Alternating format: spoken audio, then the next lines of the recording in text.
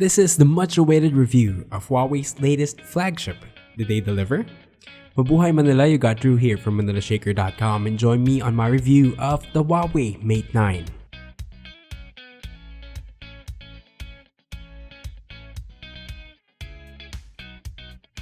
We kick things off with a smooth matte rear backing in mocha brown, the color of our review unit that covers most of the build apart from the plastic cutouts at the top and bottom portions in place of antenna lines. The most noticeable will be the vertical dual rear camera setup flanked by the dual tone LED flash and the sensors. Right below will be the capacitive fingerprint scanner in the form of a dimple that doubles as photos navigation by swiping on it. The metal build continues to the sides that tapers and chamfers for extra grip. It's a 2.5D curved Gorilla Glass 3. Taking up most of the space will be the 5.9-inch edge-to-edge screen with the ambient light and proximity sensor up top by the selfie camera. It's just the Huawei logo for the respectably sized chin, which means on-screen navigation. The Huawei Mate 9 will be sporting a 5.9-inch IPS LCD panel at 1080p or Full HD. We'd understand if that made you second guess on what Huawei chose to include in a flagship phone, no less, but don't let that blindside your options as the display is fantastic. Even at 373 pixels per inch, the screen gets bright, clear, and crisp. Surprisingly, beside a 1440p from the Nexus 6P, it feels brighter and clearer thanks to color saturation with a super high contrast ratio at 1600:1, especially when set at full brightness. Some nitpicking would argue that the thin black bezels get in the way of enjoying content. Just wanted to get it out there. Similar to the technology placed into the beloved P9 and P9 Plus, Huawei continued to work with Leica in providing you with a respectable 20-megapixel monochrome plus a 12-megapixel RGB set at f2.2 camera setup. The build aids in better color reproduction, setting up for that bokeh effect, as well as add the capability of taking things in true black and white. Outdoor shots already have great dynamic range and are only partially improved with the HDR mode that has to be manually enabled. Indoor shots with proper lighting emulate much the same quality as the previous sample. Nighttime shooting may prove a little difficult with the noise present, but still takes better shots overall compared to previous iterations, though there may be some focusing problems.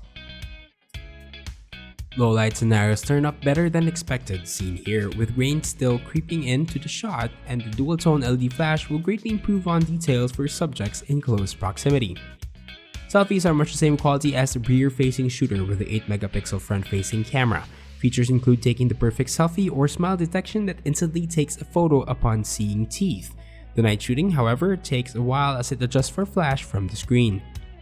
Videos cap out at 4K resolution with a little bit of jitter with only electronic image stabilization on the software side.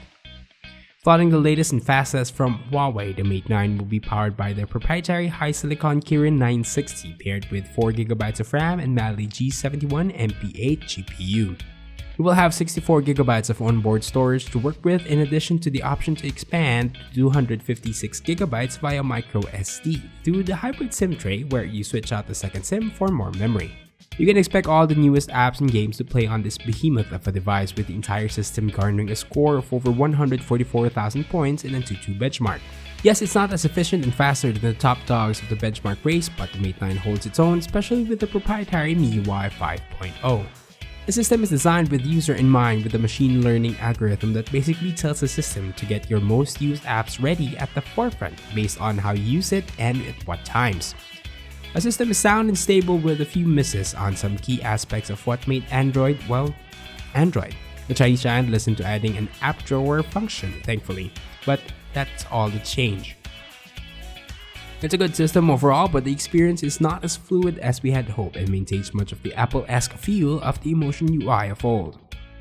Packing 4000 mAh of juice in a reasonably sized frame makes wonders for the Mate 9. You can expect about 31 hours of standby time on casual usage and about 20 hours on moderate usage, with about 5 hours and 3.5 hours of screen on time respectively.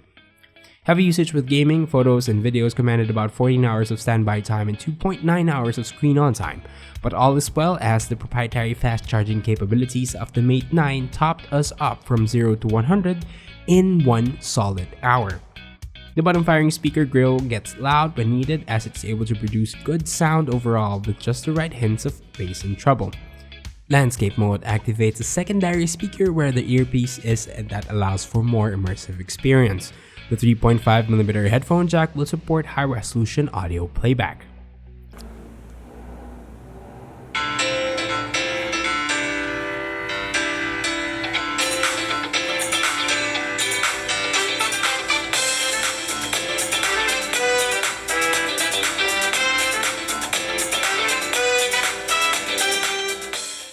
The Mate 9 is a capable daily driver that excels in what it says it can do. We're still scratching our heads on it being VR ready despite only having 1080p for screen resolution. Camera is reliable with some misses on focusing and night shooting. Performance is top notch with some hiccups on the experience of Emotion UI 5.0. But overall, it's a solid device that is more than capable of providing you your power hungry needs. The Mate 9 is officially retailing for 31,990 pesos or $640 available nationwide. What do you think of the Huawei Mate 9? What phones do you want to see us pit against it? Let us know in the comment section below. As always, don't forget to hit that like button if you like to see more videos like this. If you have any questions, you can hit me up on Twitter @Kinuhit. Subscribe to our channel to get the latest in tech from ManilaShaker.com. Once again, this has been Drew. Mabuhay, Manila!